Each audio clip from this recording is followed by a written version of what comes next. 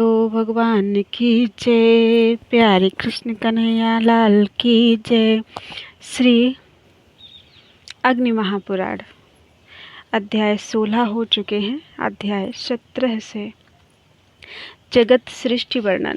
श्री अग्निदेव ने कहा कि हे ब्रह्मन, अधुना मैं जगत की सृष्टि आदि का जो श्री हरि विष्णु की लीला मात्र है वर्णन करने जा रहा हूँ, सुनो। श्री हरि विष्णु ही स्वर्ग आदि के रचयिता हैं। सृष्टि और प्रलय आदि उन्हीं के स्वरूप हैं। सृष्टि के कारण आदि कारण भी वे ही हैं। वे ही निर्गुण और वे ही सगुण हैं। सबसे पहले सत्य स्वरूप अव्यक्त ब्रह्म ही था। उस समय ना तो आकाश था और ना रात दिन आदि का ही विभाग था। उसके बाद सृष्टि काल में परम पुरुष भगवान श्री हरि विष्णु ने प्रकृति में प्रवेश करके उसको क्षुब्ध कर दिया, अर्थात विकृत कर दिया। तत्पश्चात प्रकृति से महत्तत्व और उससे अहंकार प्रकट हुआ। अहंकार 3 तरह का है, वैकारिक अर्थात सात्विक, तेजस अर्थात राजस और भूतादि रूप तामस। तामस अहंकार से शब्द तन्मात्रा वाला आकाश उत्पन्न हुआ। आकाश से स्पर्श तन्मात्रा वाले वायु का प्रादुर्भाव हुआ। वायु से रूप तन्मात्रा वाला अग्नि तत्व प्रकट हुआ। अग्नि से रस तन्मात्रा वाली भूमि का प्रादुर्भाव हुआ। यह सभी तामस अहंकार से होने वाली सृष्टि है। इंद्रियां तेजस अर्थात राजस अहंकार से प्रकट हुई हैं। 10 इंद्रिय मन के भी अधिष्ठाता देवता, ये वैकारिक अर्थात सात्विक अहंकार की सृष्टि है। तत्पश्चात विविध तरह की प्रजा को उत्पन्न करने की इच्छा वाले भगवान स्वयंभू ने सबसे पहले जल की ही सृष्टि की और उसमें अपनी शक्ति अर्थात वीर्य का आधान किया। जल को नार कहा गया है क्योंकि वह नर से उत्पन्न हुआ है। नार जल ही प्राचीन काल में भगवान का अयन अर्थात निवास स्थान था, इसलिए भगवान को नारायण कहा गया है। स्वयंभू श्री हरि विष्णु ने जो वीर्य स्थापित किया था वह जल में सुवर्णमय अंड के रूप में प्रकट हुआ। उसमें साक्षात स्वयंभू भगवान ब्रह्मा जी प्रकट हुए, ऐसा हमने सुना है। भगवान हिरण्यगर्भ ने 1 वर्ष तक उस अंड के अंदर निवास करके उसके 2 भाग किए। एक का नाम ध्युलोक हुआ और दूसरे का भूलोक। उन दोनों अंड खंडों के मध्य में उन्होंने आकाश की सृष्टि की। जल के ऊपर तैरती हुई पृथ्वी को रखा और 10 दिशाओं के विभाग किए। तत्पश्चात सृष्टि की इच्छा वाले प्रजापति ने वहाँ काल, मन, वाणी, काम, क्रोध तथा रति आदि की तदरूप से सृष्टि की। उन्होंने आदि में विद्युत, वज्र, मेघ, रोहित, इंद्रधनुष, पक्षियों तथा पर्जन्य का निर्माण किया। तत्पश्चात यज्ञ की सिद्धि के लिए मुख से ऋग्वेद, यजुर्वेद और सामवेद को प्रकट किया। उनके द्वारा साध्य गणों ने देवताओं का यजन किया। तत्पश्चात ब्रह्मा जी ने अपनी भुजा से ऊंचे नीचे या छोटे बड़े भूतों को उत्पन्न किया। सनत कुमार की उत्पत्ति की तथा क्रोध से प्रकट होने वाले रुद्र को जन्म दिया। मरीचि, अत्रि, अंगिरा, पुलस्त्य, पुलह, कृतु और वशिष्ठ, इन 7 ब्रह्मपुत्रों को ब्रह्मा जी ने निश्चय ही अपने मन से प्रकट किया है। हे साधु श्रेष्ठ, ये तथा रुद्रगण प्रजा वर्ग की सृष्टि करते हैं। ब्रह्मा जी ने अपने शरीर के 2 भाग किए। आधे भाग से वे पुरुष हुए और आधे से स्त्री बन गए।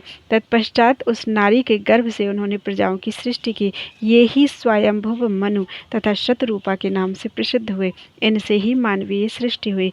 इस प्रकार महापुराणों में श्रेष्ठ श्री विष्णु वाम पाद स्वरूप कृष्ण द्वैपायन भगवान व्यासकृत अग्नि महापुराण अंतर्गत आगत विषयों का विवेचन संबंधी 17वां अध्याय पूरा हुआ। बोलो वृंदावन बिहारी लाल की जय।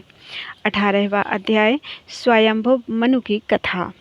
श्री अग्निदेव ने कहा, हे मुने, स्वयंभुव मनु से उनकी तपस्विनी भार्या शतरूपा ने प्रियव्रत और उत्तानपाद नामक 2 पुत्र और 1 सुंदरी कन्या उत्पन्न की। वह कमनीय कन्या देवहूति कर्दम ऋषि की भार्या हुई। राजा प्रियव्रत से सम्राट कुक्षी और विराट नामक सामर्थ्यशाली पुत्र उत्पन्न हुए। उत्तानपाद से सुरुचि के गर्भ से श्रेष्ठतम नामक पुत्र उत्पन्न हुआ और सुनीति के गर्भ से ध्रुव का जन्म हुआ।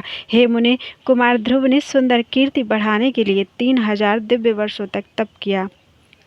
उस पर प्रसन्न होकर भगवान श्री हरि विष्णु ने उसको सप्त ऋषियों के आगे स्थिर स्थान अर्थात ध्रुव पद दिया। ध्रुव के इस अभ्युदय को देखकर शुक्राचार्य ने उनके सुयश का सूचक यह श्लोक पढ़ा। अहो, इस ध्रुव की तपस्या का कितना अद्भुत प्रभाव है जिसे आज सप्तऋषि भी आगे करके स्थित हैं। उस ध्रुव से उनकी पत्नी शंभु ने श्लिष्टि और भव्य नामक पुत्र उत्पन्न किए।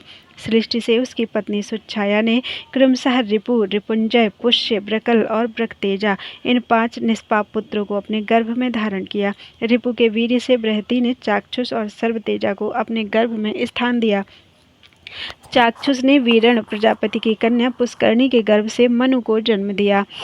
मनु ने नडवला के गर्भ से 10 श्रेष्ठतम पुत्र उत्पन्न किए। उनके नाम ये हैं: उरु, पुरु, शतद्युम्न, तपस्वी, सत्यवाक, कवि, अग्निष्टुत, अतिरात्र, शुद्युम्न और अभिमन्यु।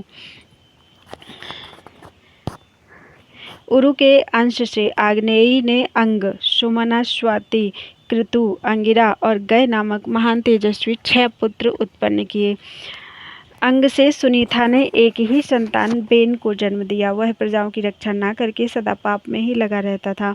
उसको मुनियों ने कुशों से मार डाला। उसके बाद ऋषियों ने संतान के लिए बेन के दाएं हाथ का मंथन किया।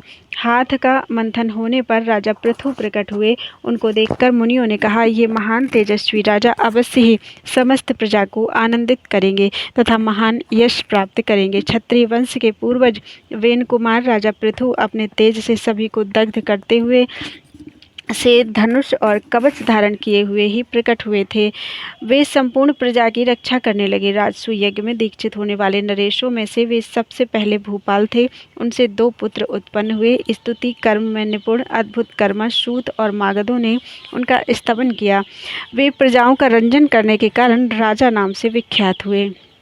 उन्होंने प्रजाओं की जीवन रक्षा के निमित्त अन्न की उपज बढ़ाने के लिए गोरूप धारिणी पृथ्वी का दोहन किया। उस समय एक साथी देवता, मुनि, वृंद, गंधर्व, अप्सरागण, पितर, दानव, सर्प, लता, पर्वत और मनुष्यों आदि के द्वारा अपने अपने विभिन्न पात्रों में दूध दुहा गया, जिससे सभी ने प्राण धारण किए। पृथु के जो 2 धर्मज्ञ पुत्र उत्पन्न हुए उनके नाम थे अंतर्धी और पालित। अंतर्धान अर्थात या अंतर्धी के अंश से उनकी शिखंडिनी नाम वाली पत्नी ने हविर्धान को जन्म दिया।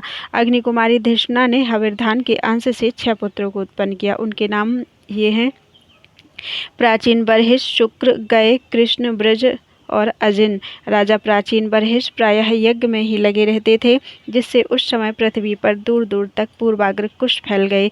इससे वे ऐश्वर्यशाली राजा प्राचीन बर्हिष नाम से विख्यात हुए।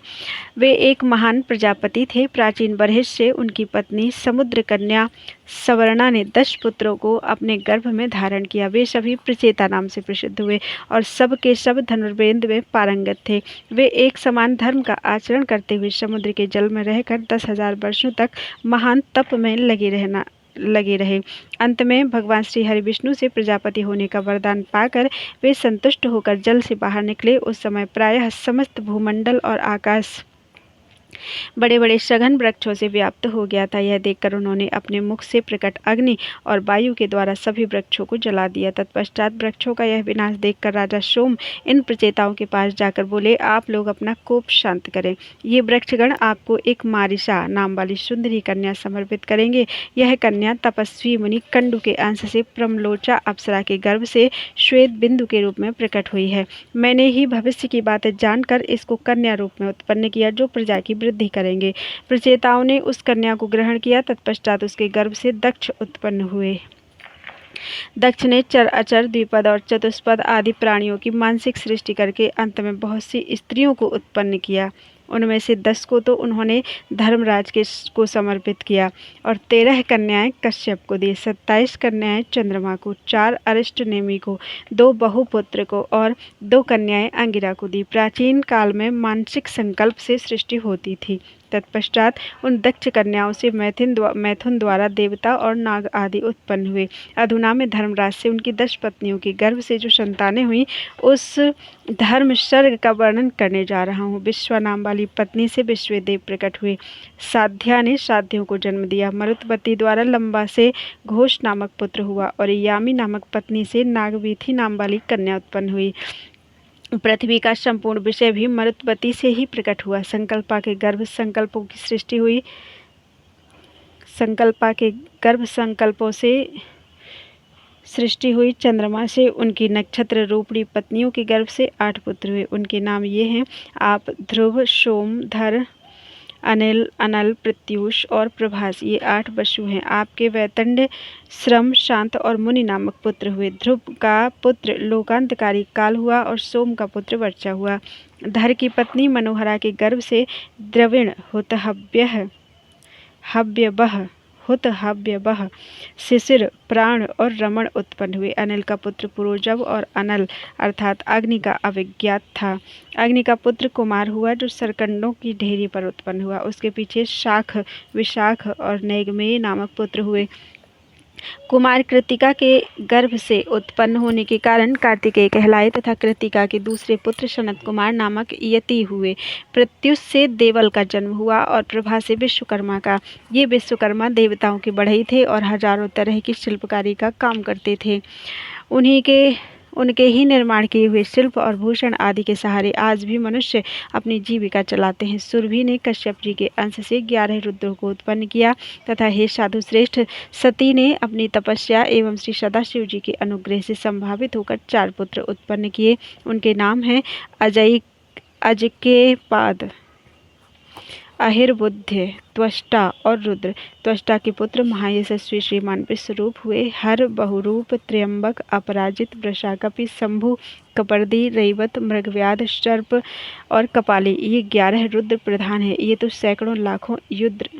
तो सैकड़ों लाखों रुद्र हैं जिनसे यह चराचर जगत व्याप्त है। इस प्रकार महापुराणों में श्रेष्ठ श्री विष्णु वामपाद स्वरूप कृष्ण द्वैपायन भगवान व्यास कृत अग्नि महापुराण अंतर्गत आगत विषयों का विवेचन संबंधी 18वां अध्याय पूरा हुआ। बोलो वृंदावन बिहारी लाल की जय।